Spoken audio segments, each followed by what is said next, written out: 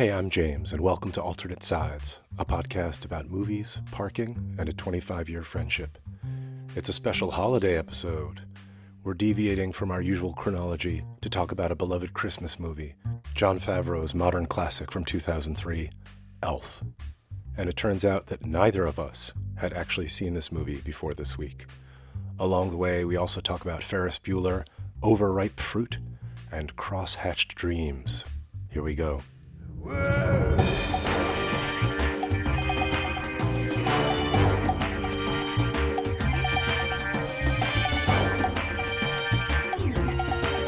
Yeah, the thing that's so weird, and something so weird about COVID, I don't know. Have you had COVID, by the way? I still have not had it, as far as I know. So crazy. There are people who just don't get it.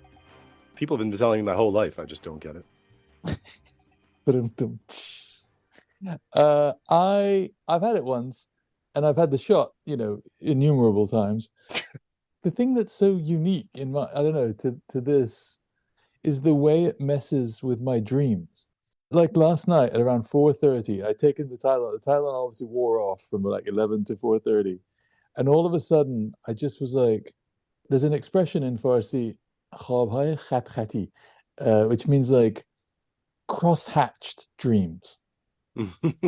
And it's like exactly what's going. It's just like constantly geometric revolutions and circles and like here and no here and then back to here and then here and then back to here. But what is it? I don't know. It's a shape, but what is it? And you keep rolling around in this like phantom geometric universe and just getting hot and bothered and not able to sleep. Ooh, hot and bothered, my goodness. Well, yeah, I have dreams like that occasionally. I very, very rarely remember my dreams, but frequently that I have that experience, but with music sometimes. This is almost not, I mean, I guess it's not even a dream. It's like you're half awake and you can't quite get to sleep because you keep spinning. Yeah, I don't like that at all. I'm just getting over a terrible illness. Yeah, you were sick as a chip. I had the gnarliest sore throat. I happened to be abroad, meaning overseas, not a woman. Yeah, I'm not going to bore you with the details, but it was horrendous. When the throat is so sore that every time you swallow, it's like excruciating, that you can't sleep.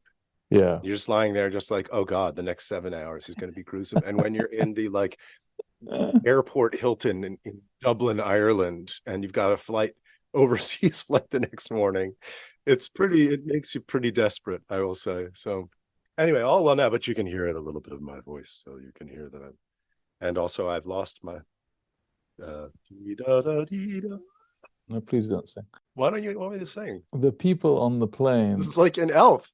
You don't want me to sing? Oh, Singing is what makes Santa's sleigh fly. Is it? All right, we'll get to that. We'll get to that in a second. Please continue with what you were saying. No, I was just going to say it must have been such a joy for everyone on the plane to be surrounded by you and your just blanket of the terrible germs. Everyone now has that sore throat thanks to you. No, I had a mask and I was very conscientious of myself. I'll bet. Yeah, I just don't breathe. For 7 hours. Yeah, Anton Ego, is that his name in Ratatouille, where if he doesn't like the food, he doesn't swallow? If I don't love it, I don't swallow. Yeah. It's a holiday special episode. It's a holiday special. It is. We are breaking the chronology, and we're calling an audible. And we're doing a special Christmas holiday special episode to talk about a movie that neither you nor I had seen. And I think if you plotted a graph, we're talking, of course, about Jon Favreau's 2003 movie Elf, starring Will Ferrell. Monsieur Favreau? Oui. You said that in a very, very French way. I like it. Well, I've been watching Le Bureau, so perhaps Le Favreau dans le bureau. So, fantastic. If I don't know how to graph it, but I think it'd be very hard to find another movie that has been seen by so many people and yet neither of us. That's true. It's a very, very popular movie. I think it was I watched it on Hulu, and it was the #1 movie on Hulu. Yeah. Like now, 20 years later. I'm just gonna rip the Band-Aid off and say, like, I think it's so dumb. I love Will Ferrell. I've loved Will Ferrell in many things. He's never not funny. And there's some great sight gags in here, like when he's Testing the Jack in the Box. I think the part I laughed the loudest was where he's crossing the street and gets run over by the taxi. That's right. Or on the escalator. He's pretty good on the escalator. The escalator, exactly. But as a movie, and look, I don't want to be a Scrooge. Jeez, talk about exactly about the Grinch. this. The I don't want Grinch to be over too here. grinchy and curmudgeonly, but like as a movie, it asks very, very little of the audience. And to me, I'll be curious to hear your thoughts, but to me, I think it relates to what we like about Christmas, the easy nostalgia that surrounds Christmas as a holiday in America right now, which we can talk more about later. What were your thoughts? I find it hard to judge movies like this with any kind of critical eye. Yeah, I just think it's the movie is so Wilder, who famously has not seen that many movies and is like you in that he's sort of afraid of the movies. I told him, oh, James and I were going to do Elf, so would you like to watch? And he said, I've seen Elf 5 times. I was like, wow, here we've hit on the one that you've seen the most. And it turns out every time I guess we go to Seattle, the kids all just watch Elf. And he was like, yeah, it's fun. It's really nice. I like it. It's very sweet and easy. Margie was watching it too, and she had the same reaction that you did, which she thought it was stupid.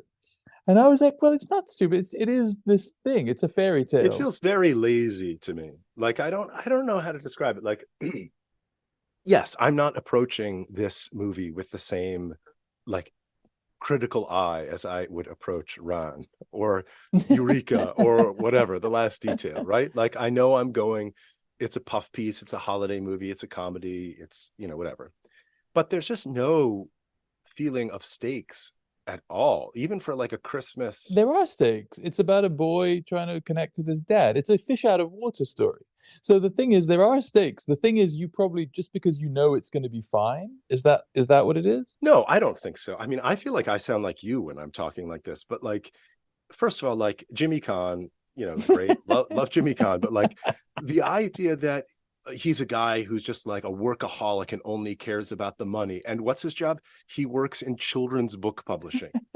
And the turn, I will say, the turns that his character makes exactly so unearned. It's like he gets one conversation with Mary Steenburgen, one conversation with his son, and suddenly he's like a different person after 40 He's a good years. Guy. He's a good guy after all. No, it's ridiculous. And it's all that, I think that's the stuff that I find like annoying too. It's just like Will Ferrell is this like total freak who comes into the store and is in like the bathroom with naked Zooey Deschanel. And then the next scene, they're holding hands and running across the street together and doing all this stuff. Like, and I get it. I understand it's that kind of movie and so on, but I don't know. I was thinking about other Christmas movies, and I think I like a Christmas movie that has a little bit more. So how do you account for the insane success of this movie?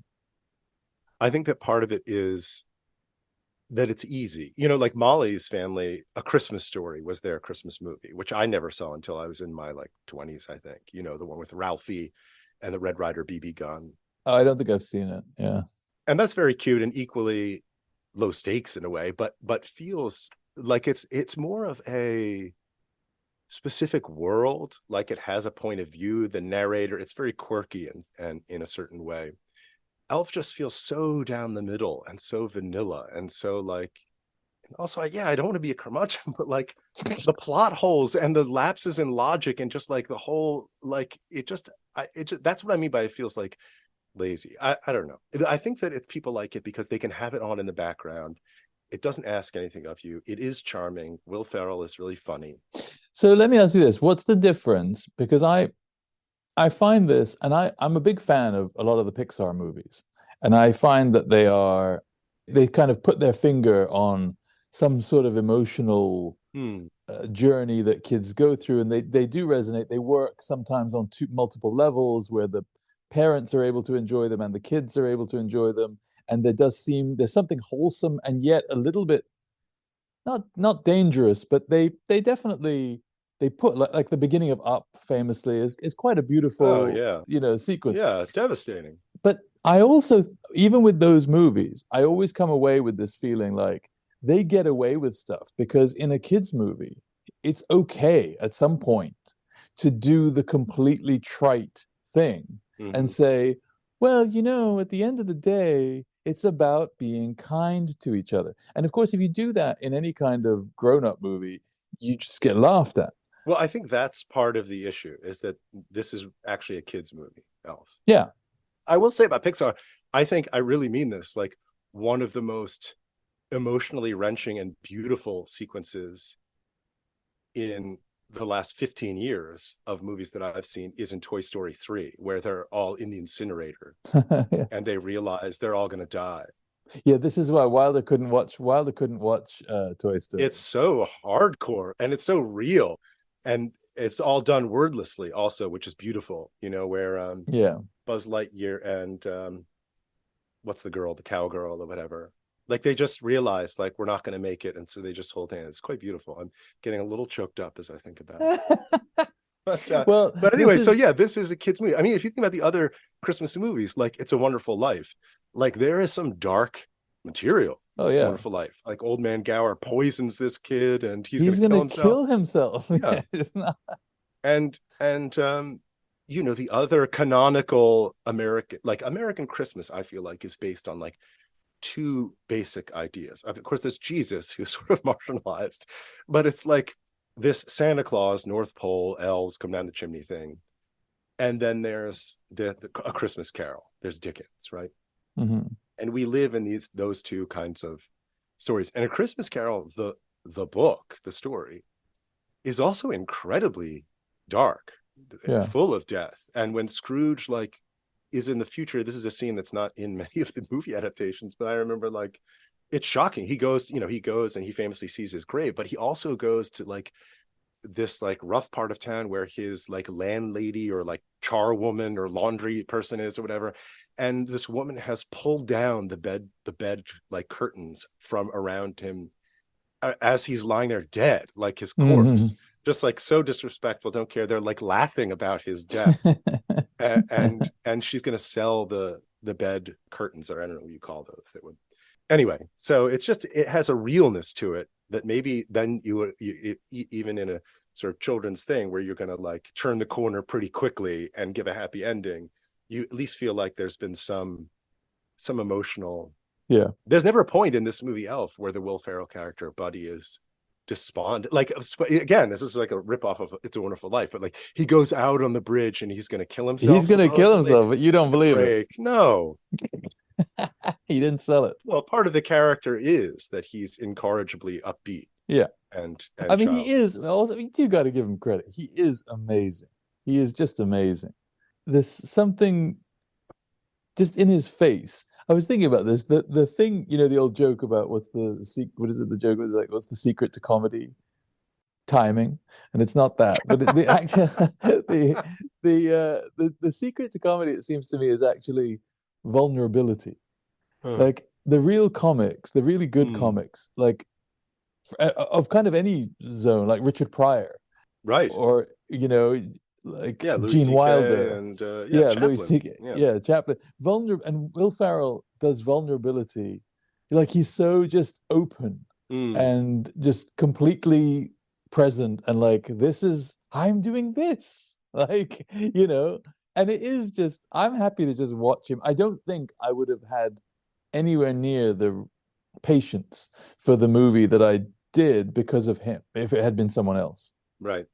This movie with Jack Black, for example. Or... No, I would fuck off. I would have turned that off. I don't like. He's a guy I don't like. I mean, I've seen him do. You dropped your phone. This is embarrassing. Am I still in? Yeah.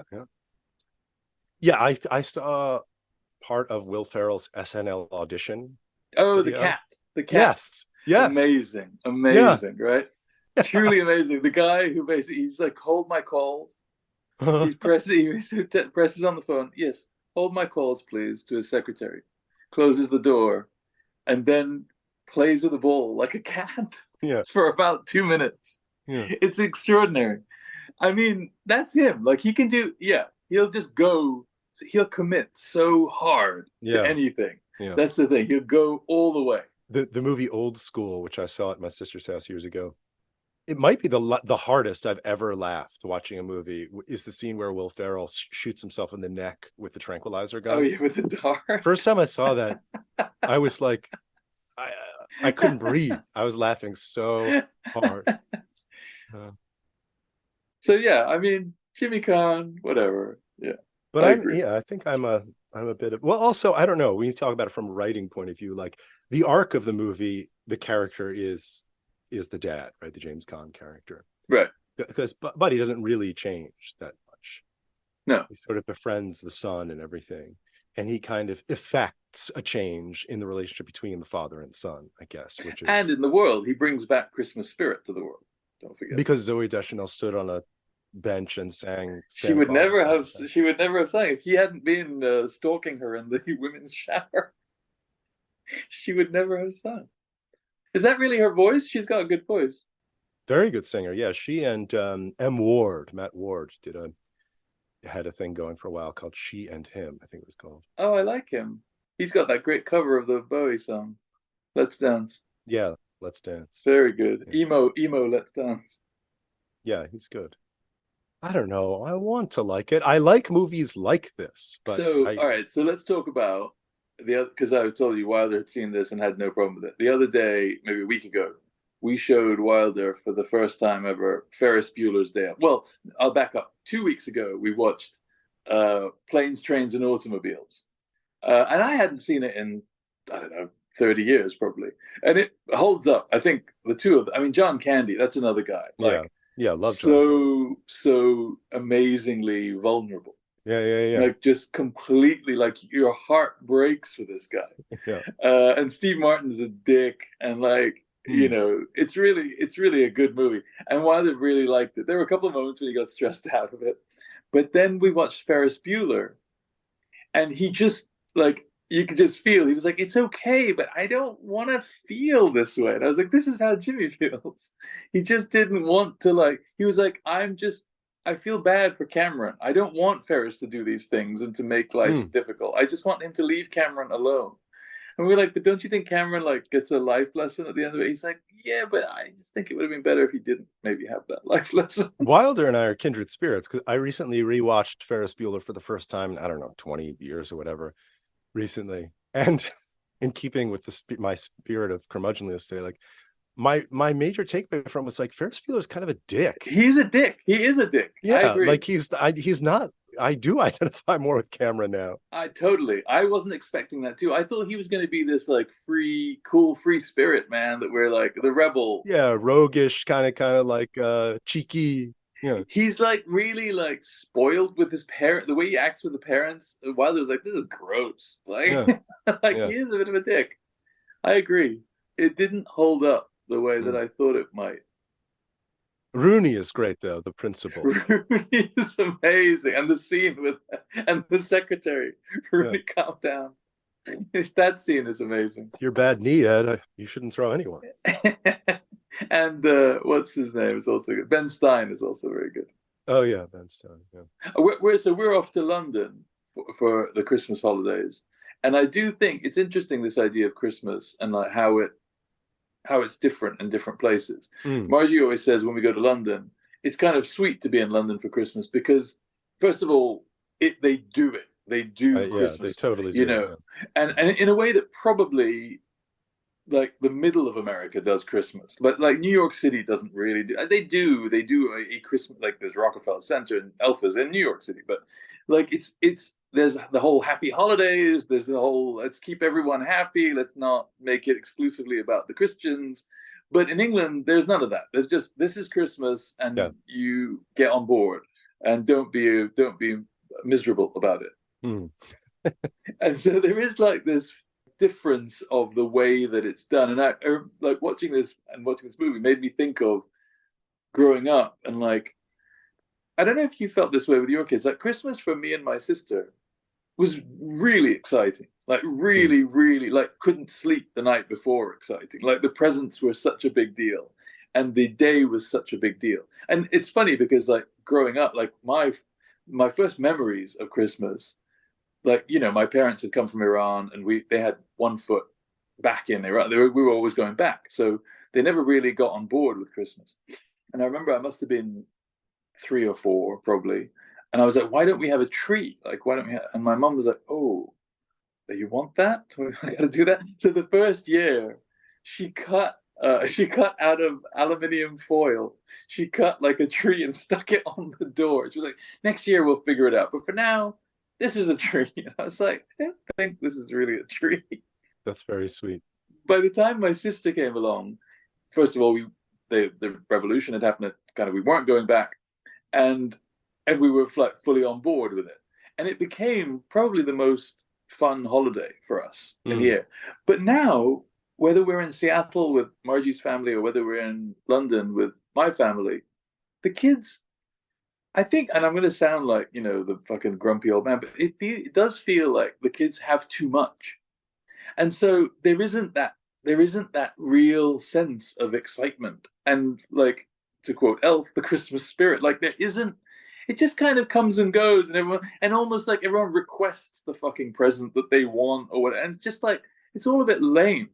Like, I don't, in a way that I remember viscerally that it was not. Me and my sister like have this memory of like running downstairs in the morning. You do sound like a grumpy old man right now. I am.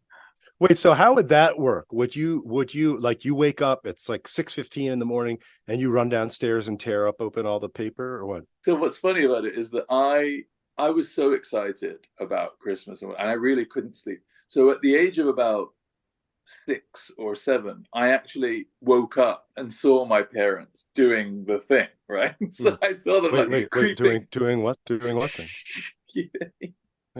Yeah, that thing.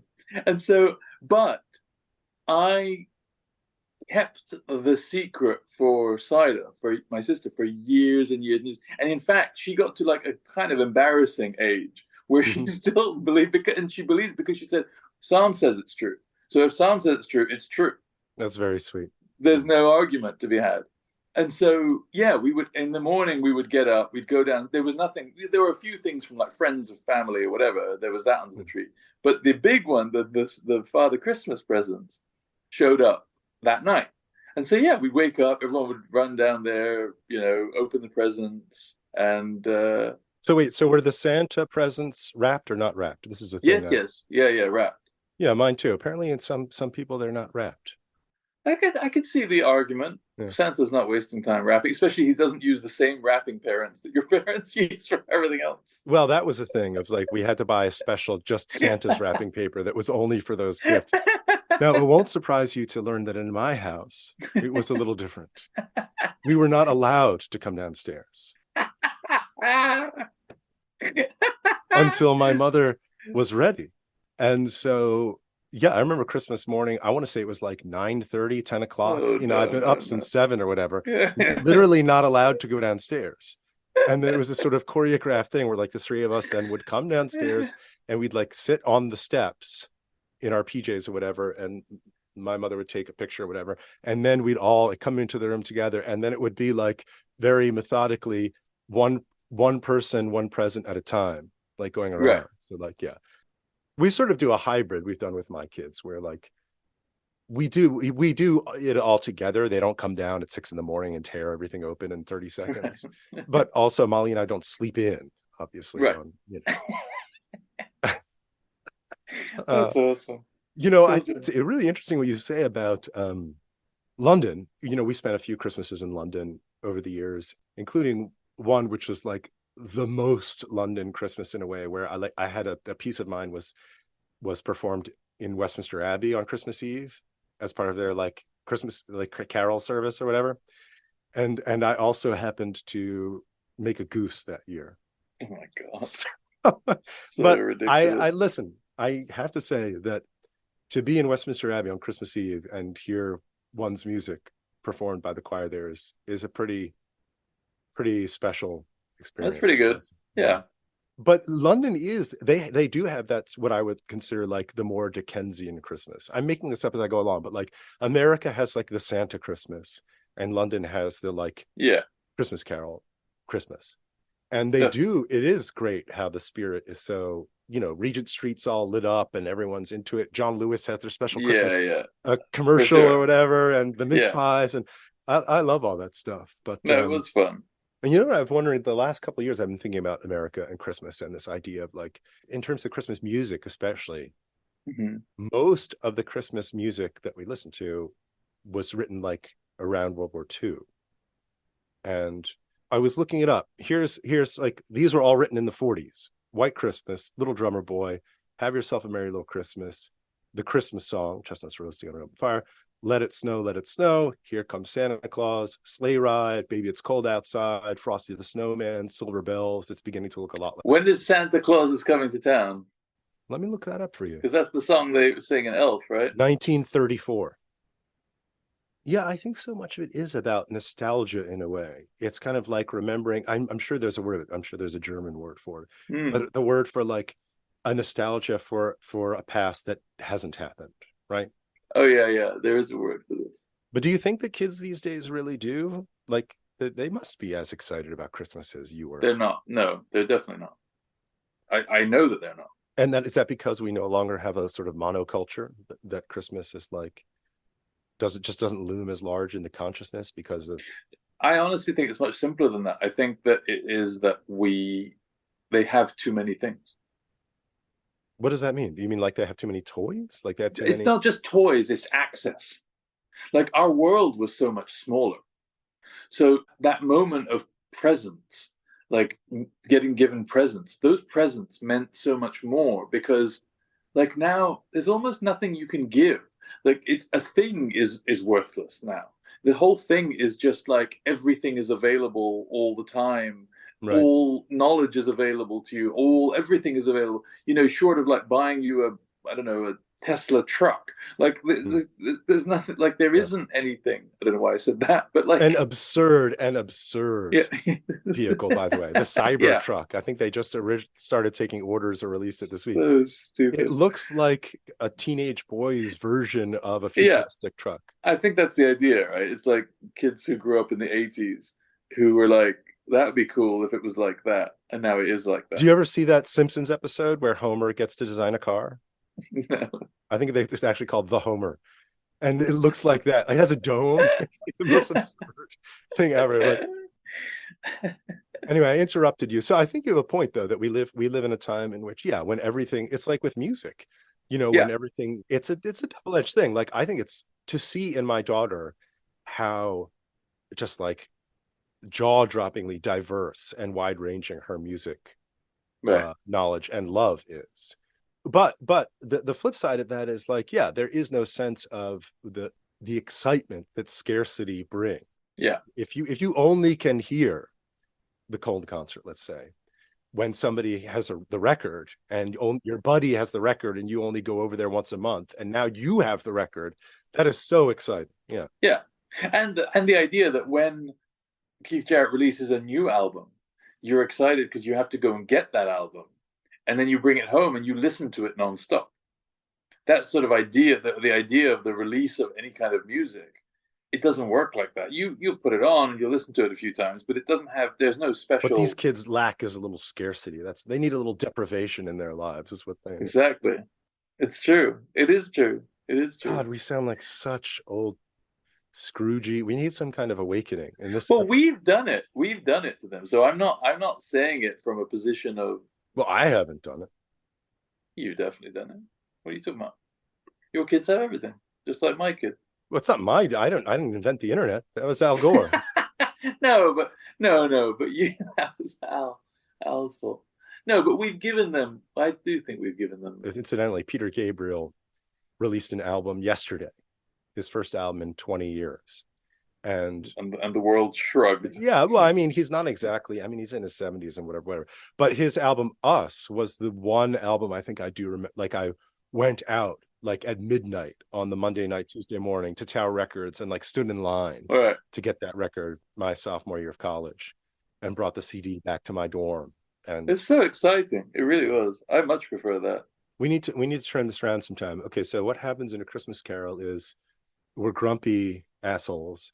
And then the three spirits arrive and they show us things. And then we sort of realize we're born anew.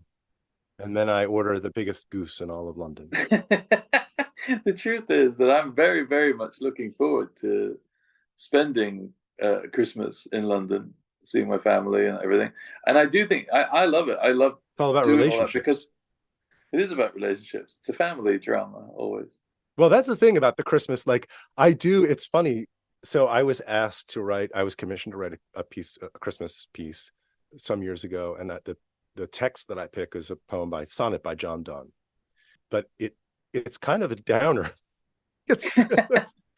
I like Advent. I like a little bit of deprivation, the feeling of it's getting colder and the leaves are off the trees. Well, see, the scarcity again. Yeah, and there's a sort of hopefulness, but like I much prefer that to like the cornucopia Christmas morning. Oh yeah, definitely. And the sonnet ends, the couplet at the end, that rhymes. Kiss him, meaning the baby Jesus, and with him into Egypt go, with his kind mother who partakes thy woe. Ending with woe. After they go into Egypt because of the massacre of the innocents, right? King Herod gets word that the Christ is born, and so he orders that every child under the age of 2 be killed. Every boy under the age of 2 seems reasonable. Yeah, naturally. So Mary and Joseph get wind of this, and they head into Egypt for an indeterminate amount of time. That's my kind of Christmas, dark. I like the Christmas. I don't know which old master it is, but the Christmas painting of like the adoration of the Magi, where they're bringing him the gifts, the baby Jesus, and the baby Jesus is like recoiling slightly from the myrrh, that's brought, because myrrh is like prefigures the crucifixion and is like an embalming like spice or ointment. That's my kind of Christmas, baby. Jeez. Barrel of laughs. Well, it reminds me of Fanny and Alexander. Is that a Christmas movie? That's the best, right? If that's a Christmas movie. Even Charlie Brown Christmas is like that's good. It's got like some bummer like to it. You know what I mean? That's what you want. That's what I'm missing in Elf. Is like I want a moment of actual emotional stakes. What do you want for Christmas this year? World peace. Mm-hmm. I don't know. I don't want anything. I want to hang out. I just want to hang out, have a good time. Yeah, make some food, have a drink, watch some footy, get in. I'm going to see Stuart Lee in London. That'll be fun. Yeah. What about you? What do you want? What about me? Yeah, the same. My kids are going to come home. That'll be nice. Hang out. That's good.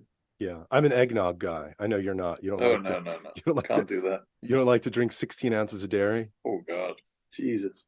Nobody wants me to drink 16 ounces of dairy. I tell you that. I like all the stuff I love the mince pies and the eggnog and that stuff. Yeah, I like a Christmas pudding. Oh no, I don't like that. It's so stodgy. It's like a brick. You need to put some custard on it. Some I do love custard. I do love custard, which is weird because that is dairy, but I love custard. And I like fruitcake. No, fruit. No. Nutty is a fruitcake. No, I don't like those desserts. Just stodgy. Stodgy. I don't want all that stodge, mate. You want like a yuzu, like. Now we're talking. Oh, you had me at yuzu. Like a little citrusy acid, like a high note. Well, in Iran, the dessert is fruit. There is no dessert. I mean, you have very, very, very sweet things like zulbi au bamier or things like that. Like there's basically just sugar. Right. But you have that with your tea, with a very dark, like black tea at around 4 o'clock. But after dinner, you'd have fruit, like a bit of melon, nice bit of melon. That's a nice dessert. I do not like melon. And that's weird because really? I like so many strange foods. Yeah, melon. I never liked melon. All melons? I have a little bit of watermelon, but like honeydew and cantaloupe and stuff. Cantaloupe. That's the one that the Iranians love. Especially they love it when it's just almost like the parents would always love it when it was almost alcoholic. It was just turning the Iranian parents are famous for waiting till the fruit is basically liquefying and then go, aha, now this one, that is good. That one, I like it. And you're like, Dad, that's like that plum. It doesn't have any form anymore. It's just dripping. Aha, this is a plum, just like in the Shiraz. I like it. That one is a plum. You're like, no, I don't think it's supposed to be like that. Yeah, like a ripe fruit. That's what we want. Well, all right. So that's it. Best of What are you supposed to say? Best of the season? Season's wishes? No. What are you? I'm having a stroke. Season's greeting. No, is that what you say at the end? You never say to someone at the end of the conversation, season's greeting. I would say greetings of the season, and I remain, as ever, your obedient servant. James. You would if you were looking to get punched in the face. What? No, what are you supposed to say at the end? Like, happy holidays. What are you supposed to say? Yeah, happy holidays. That's lame. Merry Christmas. In England, you say Happy Christmas, right? Merry Happy Christmas, Christmas, yeah. But the reason for that, I think, is because merry means drunk, in the old days, right. like in the Victorian era. He's quite merry. So to say Merry Christmas was somehow... means you're shit-faced. Yeah. Happy Christmas. Yeah, Happy Christmas, Happy New Year. Season's greetings. See you next year.